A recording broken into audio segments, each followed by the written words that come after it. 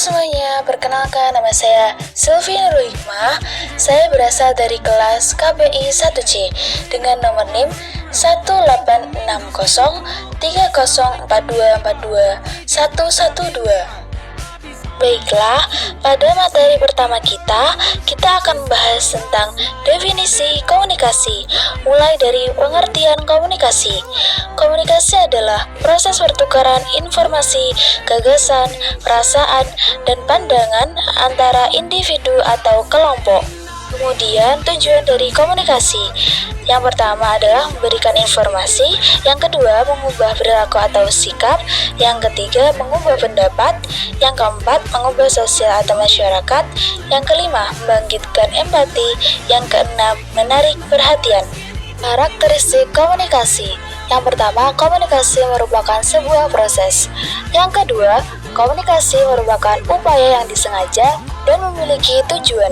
Yang ketiga, adanya keterlibatan partisipan. Yang keempat, komunikasi bersifat simbolis. Yang kelima, komunikasi menembus ruang dan waktu. Selanjutnya, sejarah ilmu komunikasi. Sejarah komunikasi pada mulanya hanya merupakan upaya atau cara manusia menyampaikan ide, gagasan, kemauan, hasrat, dan lain sebagainya. Upaya tersebut hanya supaya manusia bisa saling berhubungan. Pada abad ke-5 sebelum Masehi, di Yunani berkembang suatu ilmu yang mengkaji proses pernyataan antar manusia yang diberi nama retorika, yang berarti seni berpidato dan berargumentasi yang bersifat munggah atau seni yang menggunakan bahasa secara lancar untuk memengaruhi dan mengajak. Kata retorik berasal dari bahasa Inggris, dalam pengertian di atas bersumber dari bahasa Yunani, retorikos. Public speaker dari bahasa Inggris yang terkait dengan nama rema, bahasa Yunani, dan dari kata kerja to speak, say, bahasa Inggris atau bahasa Yunani. Selanjutnya, komponen komunikasi. Dalam komponen komunikasi ada komunikator, pesan, media, komunikan, umpan balik, encoding, dan decoding. Dan di sini kita juga membahas tentang proses terjadinya komunikasi, yaitu melibatkan beberapa tahapan yang terstruktur yang memungkinkan pesan dari pengirim diterima dan dipahami oleh penerima. Ada sender, channel, receiving, pemahaman pesan, gangguan, konteks, dan media. Lalu ada fungsi komunikasi. Fungsi komunikasi dibagi menjadi 4, yaitu fungsi komunikasi sosial, fungsi komunikasi ritual, fungsi komunikasi ekspresif, fungsi komunikasi instrumental. Fungsi dari komunikasi sosial adalah menyampaikan informasi, membangun hubungan, menjalin kerjasama, sosialisasi, penyelesaian konflik, dan ekspresi emosi. Fungsi dari komunikasi ritual, fungsinya lebih menekankan pada pentingnya menjaga hubungan sosial dan rasa kebersamaan dalam suatu kelompok. Kemudian fungsi dari komunikasi ekspresif, yaitu untuk mengungkapkan perasaan, emosi, atau pikiran seseorang. Fungsi ini biasa terlihat dalam berbagai bentuk komunikasi seperti berbicara, menulis, atau melalui ekspresi nonverbal dan intonasi suara. Dan terakhir ada fungsi komunikasi instrumental. Dalam konteks ini, komunikasi digunakan untuk memengaruhi atau mengarahkan tindakan orang lain, menyampaikan instruksi, dan mencapai hasil yang diinginkan. Prinsip komunikasi. Prinsip komunikasi dibagi menjadi 12, yaitu yang pertama, komunikasi adalah proses simbolik. Yang kedua, setiap pelaku mempunyai potensi komunikasi. Yang ketiga, komunikasi mempunyai dimensi isi dan dimensi ruang. Yang keempat, komunikasi berlangsung dalam berbagai tingkat kesengajaan. Yang kelima, komunikasi terjadi dalam konteks ruang dan waktu. Yang keenam, komunikasi melibatkan praktikasi beserta komunikasi. Yang ketujuh, komunikasi bersifat sistematik. Yang kedelapan, semakin mirip latar belakang sosial budaya, efektiflah komunikasi. Yang kesembilan, komunikasi bersifat non-sekuensial. Yang kesepuluh, komunikasi bersifat prosesual, dinamis, dan transaksional. Yang ke-11, komunikasi bersifat irreversible. Yang ke-12, komunikasi bukan panacea untuk menyelesaikan berbagai masalah. Selanjutnya ada hambatan dan efektivitas komunikasi. Hambatan-hambatan komunikasi ada hambatan fisik, hambatan psikologis, hambatan semantik, hambatan teknologis, hambatan sosial dan budaya.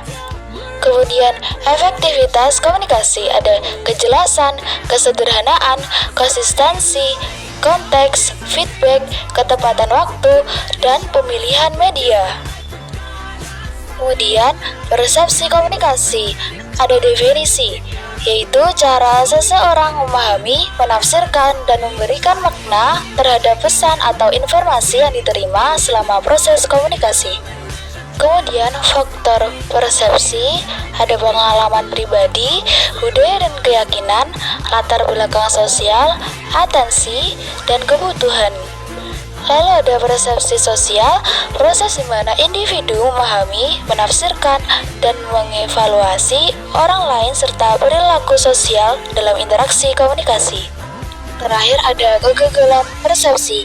Terjadi ketika pesan yang disampaikan oleh pengirim tidak dipahami dengan benar oleh penerima karena adanya perbedaan dalam cara kedua pihak memproses informasi. Materi terakhir adalah komunikasi verbal dan komunikasi nonverbal. Komunikasi verbal merupakan bentuk komunikasi yang menggunakan kata-kata, baik secara lisan maupun tulisan, untuk menyampaikan pesan atau informasi antara individu atau kelompok. Komunikasi verbal merupakan salah satu cara utama manusia berinteraksi dan berbagi gagasan, pemikiran, atau emosi. Lalu, komunikasi nonverbal merupakan bentuk komunikasi yang tidak menggunakan kata-kata, melainkan melalui isyarat atau sinyal seperti bahasa tubuh, ekspresi wajah, gerakan, kontak mata, nada suara, dan berbagai bentuk visual atau simbolis lainnya untuk menyampaikan pesan atau informasi. Analisis kasus. Kasus yang saya ambil adalah persepsi yang salah dalam komunikasi antara manajer dan bawahan. Latar belakang, sebuah perusahaan teknologi sedang mengalami perubahan besar dalam struktur organisasi. Manajer baru, Andi, diangkat untuk memimpin divisi pemasaran. Di hari pertama pertemuan dengan tim, Andi mengadakan rapat untuk memperkenalkan diri dan menyampaikan visi serta rencananya. Saat menyampaikan idenya, Andi menggunakan gaya komunikasi yang sangat tegas dan penuh energi. Dia memberikan banyak arahan dengan cepat dan mengharapkan anggota tim untuk segera memahami dan mulai bertindak. Namun, salah satu anggota tim, Rina, merasa tertekan dan menganggap bahwa gaya Andi terlalu keras. Menurut persepsinya, Andi seperti tidak memperhatikan pendapat orang lain dan tampak otoriter. Rina mulai merasa tidak nyaman bekerja di bawah Andi, dan ini berdampak pada produktivitasnya. Setelah komunikasi, persepsi Rina tentang gaya komunikasi Andi sangat berbeda dengan niat sebenarnya. Andi bermaksud untuk menunjukkan antusiasme dan kepemimpinan tegas dalam menghadapi perubahan yang cepat di perusahaan.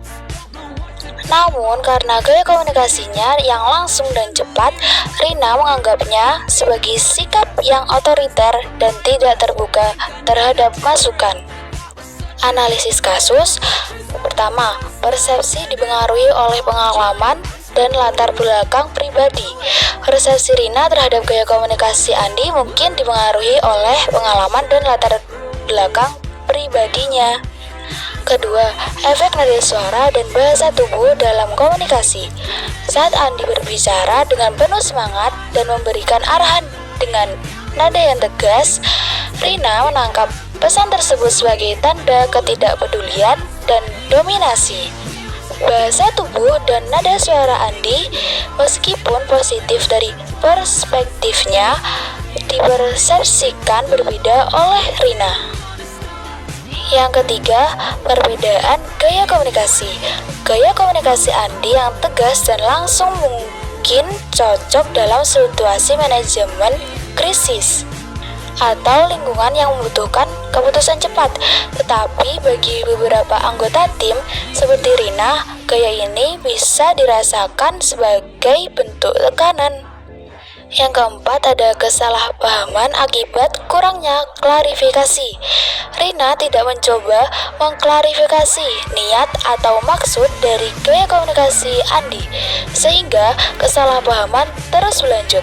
Jika Rina merasa tidak nyaman, idealnya dia bisa mendiskusikan perasaannya dengan Andi atau bertanya untuk mendapatkan penjelasan lebih lanjut. Untuk memperbaiki persepsi yang salah ini adalah: 1. Membangun komunikasi dua arah. Andi bisa mengubah pendekatannya dengan memberikan kesempatan pada tim untuk berbicara lebih banyak dan mendengarkan tanggapan mereka. Yang kedua, menyelesaikan gaya komunikasi. Andi perlu menyadari bahwa tidak semua orang bereaksi positif terhadap gaya komunikasi yang sangat langsung. Dengan memahami karakter dan preferensi timnya, Andi dapat menyelesaikan cara dia menyampaikan pesan. Yang ketiga, peningkatan kesadaran akan komunikasi nonverbal. Andi dapat lebih menyadari dampak komunikasi nonverbalnya, seperti nada suara dan bahasa tubuh. Dalam situasi yang memerlukan kepekaan, seperti menghadapi perubahan dalam tim, Andi dapat menggunakan nada yang lebih netral dan bahasa tubuh yang lebih terbuka, sehingga anggota tim merasa didukung daripada ditekan. Sekian dari saya, kurang lebihnya saya mohon maaf. Ung durmakola, walatang durmankola. Sekian, terima kasih.